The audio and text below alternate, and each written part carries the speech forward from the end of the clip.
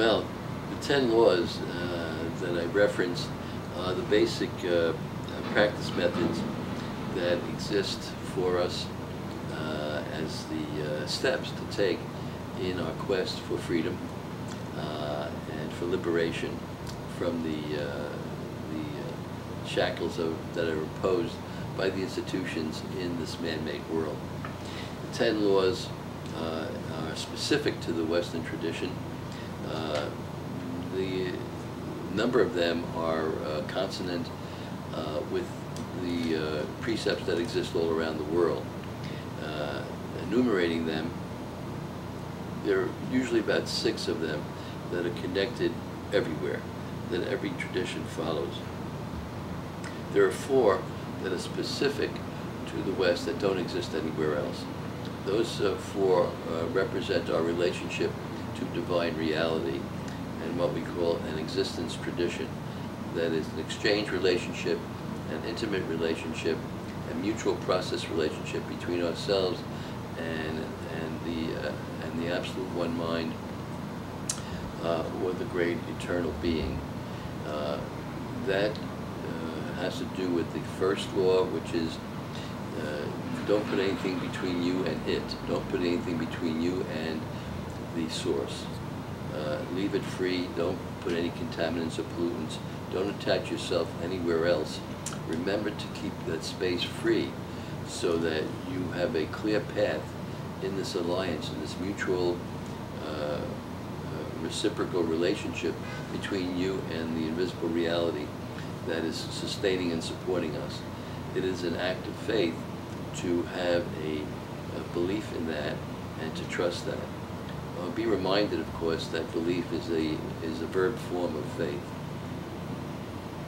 The second law is not to erect, don't bow down, don't erect. Remember to stand free and don't create idols that you are then, or bow down before idols that are created for you. Don't make yourself into an idol. Remember that way to be humble. You are not usurping the knowledge and power of the eternal being, that you yourself don't become God, that vanity doesn't rule your life. So don't create idols that you bow down before. Commonly we do, and we're tempted and lured to doing that. Celebrities, people in power, and such situations that take place, that we don't make fixed images, not to create fixed images, and when we do so, whatever we create, we're going to become influenced by, often trapped by, and find ourselves enslaving ourselves to them. That also means not to create graven images. Graven images, from this point of view, is to remember to steer clear of fixed images of thinking, fixed images of conclusionary thought, speculations, assumptions, attached intellect. That is, finding your logic taking you to some kind of talk and thought about something that doesn't exist, usually called the future, which is not really something that we can control, that we don't have a possibility of manipulating, and so we are asked to steer clear of that, because that realm doesn't belong to us. So we don't want to make graven images either inwardly or outwardly. Whichever ones we make are going to then end up enslaving us, because they're going to mislead us and we'll have misperceptions about what they can offer us or how they can steer us in life, which usually ends up as an illusory or a quest or a mirage that leads us into a blind alley. The third is remember to praise God, to praise our invisible reality. Don't take that name in vain. So we're not using, we're not blaspheming that name. We're not taking it for granted. We're giving ourselves a understanding that it has power and meaning in our lives, and we attribute our successes in life and our fulfillment in life to that great source. And the fourth one is to remember and observe the holy day called the Sabbath. That there's one day in which we reverse our usual habits of our everyday life and focus on communion with the great exchange being, with the source. And we spend one day not doing the habitual activities of the week and reversing our connection to our time-bound and space-bound everyday life existence. Remembering and observing the Sabbath, we develop this supplementary soul and increased infusion of energy into our being, and which pervades our being and provides a force and a charge that we carry over into the week to take us through the week with a greater sense of energy and optimism and so on, and good cheer. And maintains our love relationship with the great exchange being. It says in our tradition, love God with all your heart, soul, and might, and we are in an intimate love relationship. There's a mutual relationship going on, a mutual process in which we love and are loved in return. And there is and this is a very strong and potent force in our lives, which we can bring to bear in the other element that's mentioned in the tradition, which is love your neighbor as yourself. Love your neighbor as though your neighbor was you. That you and your neighbor become immersed in this loving relationship where you understand and respond and recognize that what your neighbor is doing is a reflection of you, and that you and he, or you and she, are engaged in this mutual process together, in this mutual relationship.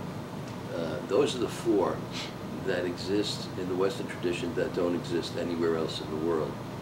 The other six that I'm about to enumerate, we do find in all of the other traditions. The fifth one is honor your father and mother, meaning that you give them the respect they deserve for putting you here on earth to give us the opportunity to make our way to this freedom, to find our way to this sense of connection and immersion in and with our eternal source, and in our loving relationships here on earth with others, in our loving relationship with the invisible reality, with the two, we and the other, become one. And we find our way to oneness, wholeness, truth, happiness, contentment, peace, bliss.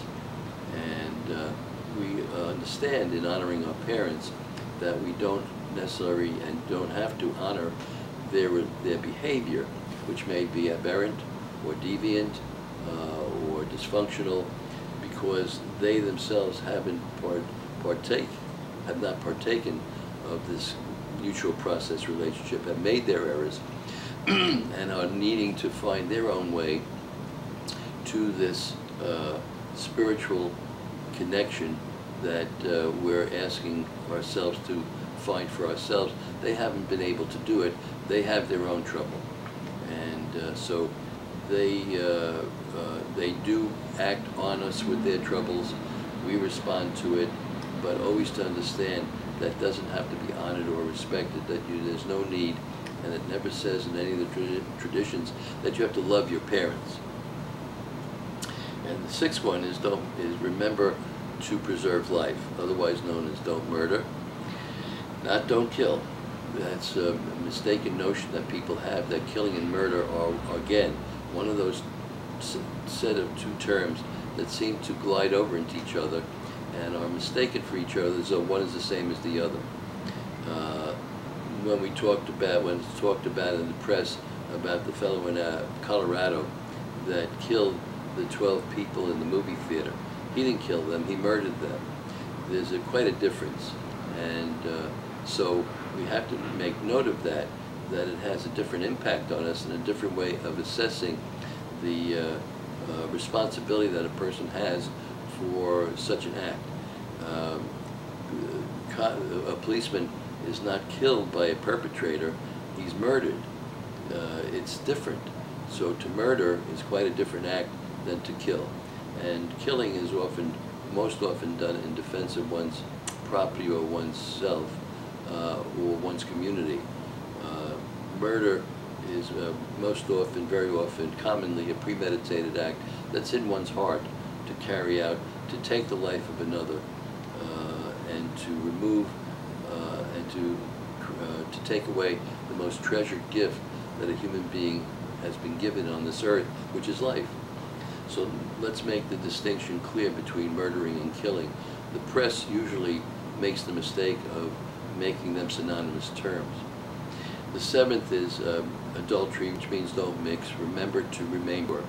And we talked about that with chastity, that you're faithful to one, and there are no contaminants or pollutants. There are no mixtures that are put into the straight direction that you're taking, a straight path of your direction in life. Commonly, I've seen in my practice that people will do chemotherapy and herbs. There are two distinct ways of experience. Commonly, as it's understood in our tradition, that we're putting two different seeds in the same field, that we're putting chemotherapy, an outside somewhat poisonous substance, into our system to root out the enemy that's seen there as a destructive agent called cancer, and herbs, which are giving us natural components and reestablishing natural functions of minerals and vitamins and other chemical processes in our cells, so that we can stimulate their production in our cells, so that we become more or less engaged as the agent for healing. So herbs and chemotherapy are two distinct philosophies of treatment. They are not the same in terms of how they have been conceived to work on a human body.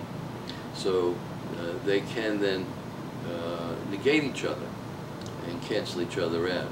So we want to be careful about any path that we take, that we make it pure and not add others, even though we think that we're enhancing our path by bringing some elements from somewhere else that we think will add power and vitality to what we're doing. The eighth is be honest, which is known as don't steal. The ninth is remember to tell the truth, which is known as bearing false witness. And the 10th is called coveting, don't covet, which is remember to withdraw from the greed factor, wanting more, better, and different, the opposite of the vow of poverty. Remember to not claim and possess for yourself what doesn't belong to you, be it in our human relationships or in our relationship to things. Let's say the going into war, to claim for ourselves resources that belong to other countries, to try and claim them for ourselves, which is one of the elements that lead to war, which then brings us to two other elements that are connected to the 10th law, which is jealousy and envy, competition and competitiveness. That is competition and comparisons, which often lead to envy and jealousy. I compare myself with you. You have a watch, you have a Rolex, and I'm envious of your having that Rolex, and I want it, and I'll do anything that's necessary to get it. So it maintains a relationship between you and me about something you have that I want. Jealousy is about somebody who you have that I want, which can be the seed source of murder. So jealousy is the seed of murder, and envy is the seed of war. To claim and possess for oneself what doesn't belong, and to impose our will on other places in the world to to invade them, to gain for ourselves some economic benefits and so on. So we have, for coveting, we have claiming and possessing, greed and avarice, competitiveness and comparison, and envy and jealousy. So these are the 10 laws. They exist, those 6, honor the parents, murder, purity, honesty, truthfulness, honesty, honesty, the 8th law, truthfulness, the 9, and remembering to preserve the freedom of others, that's the 10th law, are there all over the world. It's interesting, in the book I mentioned by Dan Ariely called The Honest Truth About Dishonesty, in some of his research studies, he gave people who were cheating, he had a group who were given an opportunity to cheat through the test that he constructed. Half of the group took the test that he devised, which is a reward for answering certain questions. The other group was given the same test, but they were asked to recite to themselves the 10 laws which he had provided for them, even though they may not have known them themselves off the top of their heads. He gave it to them to recite or to understand or recognize. And it turned out the ones who followed the 10 laws, who gave thought or attention to the 10 laws, it stopped their cheating. And interestingly, he also gave these 10 laws to atheists. He asked the atheists to think about God and to recognize the existence of God. And as that happened, their cheating stopped. So it was a very profound experience when, for me, when I read this, how just the input, the giving of the laws, of people walking around understanding these laws exist, reciting them even to themselves, without necessarily engaging them, without necessarily following them out, which is a practice we do in the spiritual life, and practices I teach how to use them in your everyday life, had an influence on their cheating to stop them from doing so.